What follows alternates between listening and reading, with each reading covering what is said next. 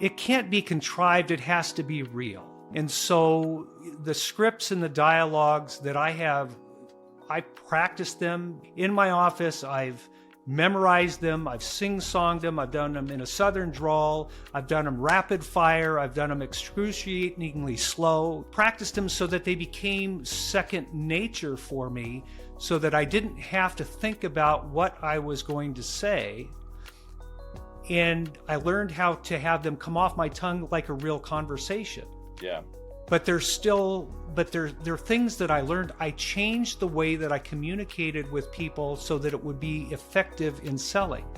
Because I know it so well, I can listen to the client now, because now what they say to me is going to prompt me with the right response.